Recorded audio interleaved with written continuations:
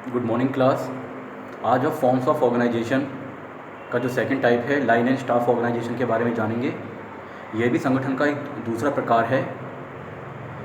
इसकी खासियत ये है कि जो लाइन ऑर्गेनाइजेशन है, रेखा प्रणाली जो होती है उससे काफ़ी मिलता जुलता है, लेकिन इसमें एक बेसिक डिफरेंस ये होता है कि यहाँ पे हम स्टाफ और जो स्पेशलिस्ट होते हैं, जो परामर्श समूह होता है, उनकी सहायता भी आप लेते हैं। यानी सीधे तौर पे अगर देखा जाए तो बेसिकली इसकी हायरार्की भी वैसी ही होती है जैसे लाइन ऑर्गेनाइजेशन की है। यहाँ पे भी अथॉरिटी और रिस्पॉन्सिबिलिटी रिलेशनशिप जो हैं पहले से डिसाइडेड होती हैं। गोल्स ऑब्जेक्टिव्स पहले से क्लियरली डिसाइडेड होते हैं, किसको क्या काम करना है, और सारी की सारी क्रियाएं जो हैं वो एक तरीके से विभिन्न विभागों में क्या होती हैं, विभाजित होती हैं। Means this is a that type of organisation where specialist advice और expert advice is sought to the hierarchy.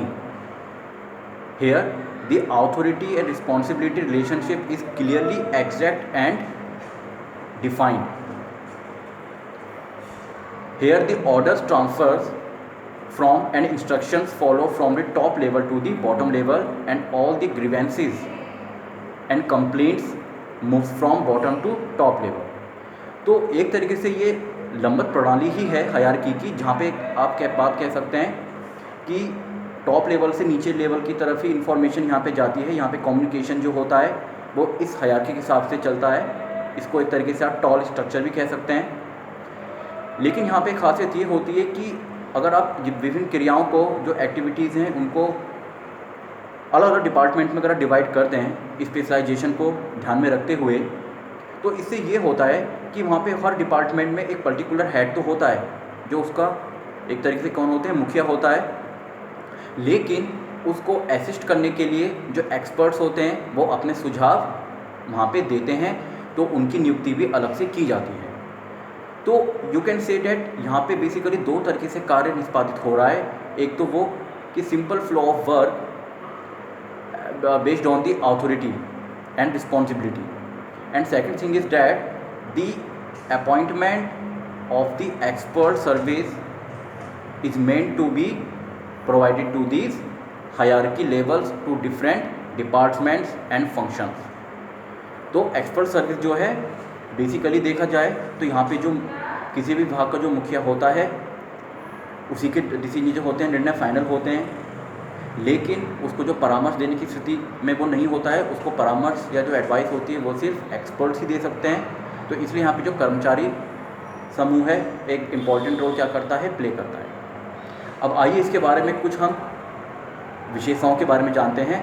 जैसा कि इसमें बताया गया है कि कुछ विशेषताओं के बारे में आप समझ सकते हैं। तो पहली चीज़ तो ये है कि यहाँ पे भी जो अथॉरिटी है, जो अधिकार हैं, उत्तरदायित्व हैं, वो लंबत प्रणाली की तरह होते हैं। वो ऊपर से नीचे की ओर क्या होते हैं, फॉलो होते हैं।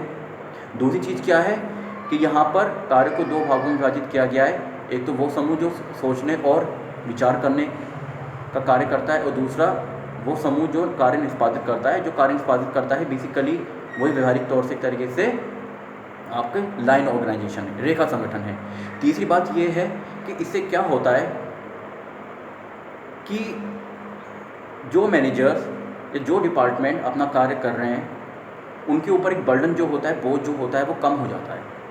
फिर उन्हें सोचने समझने की ज़रूरत नहीं होती है, क्योंकि उसकी सुविधा उनको मिल चुकी होती है एक्सपर्ट के द्वारा, और इसी के आधार पर वो अपने कार्य को बिना किसी बोझिल होके, बिना किसी सोचे समझे कर सकते हैं, और बिना किसी रुकावट से। अगली चीज़ क्या है कि यहाँ पर जो एक्सपर्ट्स अपॉइंट होते हैं उनकी जो डिसीजन तो वो ले नहीं सकते हैं, परामर्श दे सकते हैं आपको खाली काउंसलिंग के बेसिस पे। तो वो लॉजिकल होते हैं, टैक्टफुल होते हैं, उनके तथ्य जो होते हैं प्रभावपूर्ण होते हैं, और वो एक तरीके से विभिन्न विभागों को क्या करते हैं, असिस्ट करते हैं। अगली चीज़ यहाँ पे ये है जो बताया गया है यहाँ पे कि यहाँ पे जो आदेश की एकता का जो नियम है, यानी यूनिटी ऑफ कमांड, वो भी आपको देखने को मिलता है। क्योंकि जब यहाँ पे हायरार्की तो वो ये जो लाइन ऑर्गेनाइजेशन की है, जो भी ऑर्डर्स फॉलो हो रहे हैं टॉप से बॉटम लेवल में फॉलो हो रहे हैं, तो काम तो उसी हायरार्की से चल रहा है। यानी अथॉरिटी ऊपर से नीचे फ्लो हो रही है ड्यू टू डेलीगेशन, और जो रिस्पॉन्सिबिलिटी है वो भी आप अपने जो ऊपर जो सीनियर मोस्ट होता है उसकी बात को मानते हुए करते हैं। तो एक तरीके से यहाँ पे भी एक लाइसेंस बनी होती है, एक मैनेजर के अंदर में, सुपीरियर के अंदर में एक स्पैन ऑफ कंट्रोल भी आपको देखने को मिलता है। वो उसके अंतर्गत सीमित संख्या में लोग कार्य करते हैं, उनसे उनकी जवाबदेही भी तय होती है और वो क्या कहते हैं अपने सुपीरियर के क्या करते हैं ऑर्डर्स को भी फॉलो करते हैं। अब इसके हम कुछ एडवांटेजेस की बात करेंगे। तो पहली एडवांटेज जो है इसमें वो क्या है, विशेषज्ञों की नियुक्ति। तो यहाँ पे वैसे समझ सकते हैं जो विशेषज्ञ होते हैं उनकी नियुक्ति यहाँ पे होती है, जिनको परामर्श देने का अधिकार होता है और जिसमें उनकी गलती होने की संभावना बहुत कम होती है क्योंकि वो एक्सपर्ट होते हैं और they assist to the main department और दी फंक्शन। दूसरा यहाँ पे क्या है, अनुसंधान को प्रोत्साहन मिलता है क्योंकि जो उनकी नियुक्ति होती है वो किसी पर्टिकुलर ऑब्जेक्टिव के लिए होती है, तो इसे यहाँ पे रिसर्च एंड डेवलपमेंट इसमें भी क्या मिलता है, प्रोत्साहन आपको देखने को मिलता है, तो वो भी चीज़ यहाँ पे है। तीसरे से इसके एडवांटेज क्या है कि जो सोचना और जो करना होता है, थिंकिंग एंड डूइंग, उसमें वो चीज़ पहले से क्लियरली डिसाइड होती है। जैसे कि मैंने आपको बताया था कि जो मैनेजर्स है वो अपना एक्टिविटीज़ पे फोकस करेंगे और जो एक्सपर्ट्स हैं वही उनको असिस्ट करेंगे, परामर्श देना होगा, जो सुझाव देना होगा वो उन्हें टाइम टू टाइम देते जाएंगे, कहाँ पे क्या उन्हें सुझाव देना है। तो इस तरीके से हर जने की यहाँ पे जो क्रियाएँ होती हैं पहले से क्या होती हैं, प्री डिसाइडेड होती हैं।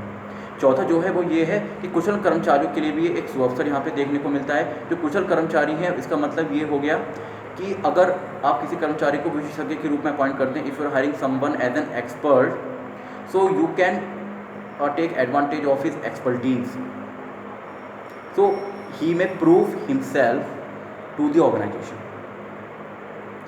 अगला इसका जो है वो है लोच यानी फ्लेक्सिबिलिटी। फ्लेक्सिबिलिटी का मतलब होता है कि एक तरीके से ये डायनेमिक होता है, क्योंकि जितना बड़ा बिजनेस होगा उसका नेचर, जैसा बिजनेस का व्यवसाय का नेचर होगा, कुछ काम करने की प्रणाली होगी, तो वहाँ पे एक तरीके से आप काम को तभी नियंत्रित कर पाएंगे जब हर जने का रोल वहाँ पे प्री डिसाइड हो, हायरार्की प्रॉपर्ली मेंटेन हो, स्ट्रक्चर्ड हो।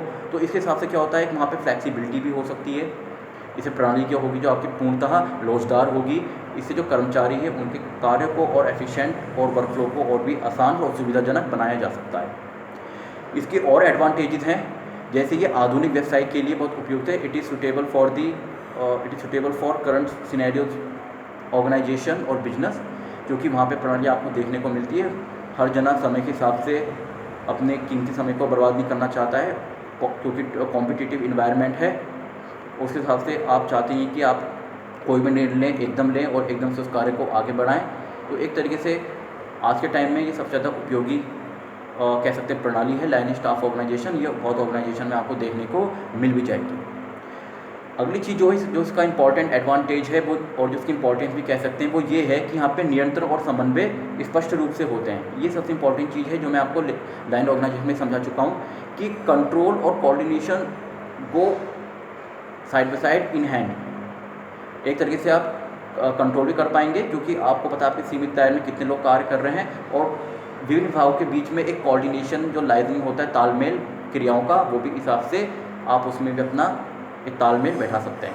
तो ये चीज़ आपको यहाँ पे देखने को मिलती है। Thank you.